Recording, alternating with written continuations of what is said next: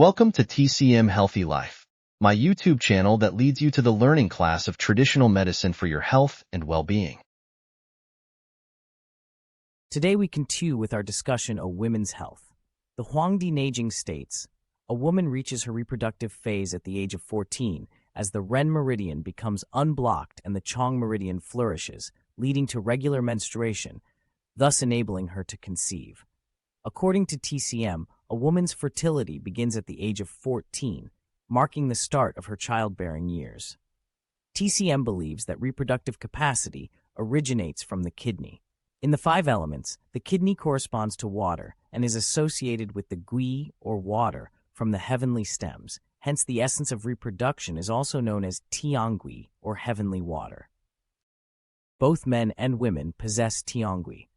The uterus is a critical organ reflecting the distinctive characteristics of women. The Huangdi Neijing refers to the female uterus as the abode of marvel and constancy, highlighting its unique functions compared to other organs.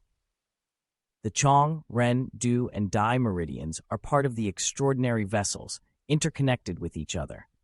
Both the Chong and Ren meridians originate from within the uterus and connect to the throat, diverging towards the lips.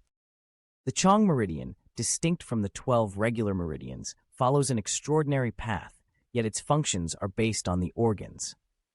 The Ren meridian governs all yin aspects of the body, including essence, blood, body fluids, and other yin essences. Thus it's known as the Sea of the Yin meridians. Only when the qi of the Ren meridian flows and the Chong meridian thrives can the uterus perform physiological functions like menstruation and pregnancy. Normal menstruation is a sign of a woman's maturity. Due to the influence of heavenly water, the Ren meridian oversees the abundance of essence, blood, body fluids, and other yin essences, while the Chong meridian gathers blood from the organs. When these two meridians support each other and the sea of blood is full, menstruation occurs on schedule. The Huangdi Neijing states that in the heat of summer, the menstrual water boils, leading to heavier flow before the menstrual cycle. In the cold of winter, the water freezes, leading to lighter flow or even cessation of menstruation. Physiological leukorrhea is the fluid of kidney essence descending to moisturize. In healthy women, this is the colorless and odorless fluid, viscous but not thick, that moistens the vagina and vulva, known as physiological leukorrhea. Shen's Synopsis of Gynecology, a Qing dynasty book by Dr. Shen Yupeng, states, leukorrhea is present in women from birth, constantly moistening, and is not inherently a disease.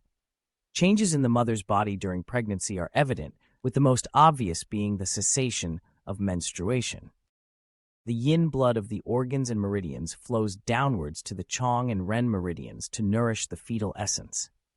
The spiritual pivot says, at the beginning of human life, essence forms first, from which brain and marrow develop, bones form the framework, meridians the nourishment, tendons the strength, flesh the walls, and skin and hair grow strong and long. Menstruation, leukorrhea, pregnancy, childbirth, and breastfeeding are physiological characteristics of women. These are the results of the transforming functions of organs, meridians, qi and blood, and especially tiangui, acting upon the uterus, and are inseparably linked to the dominant roles of kidney qi and tiangui.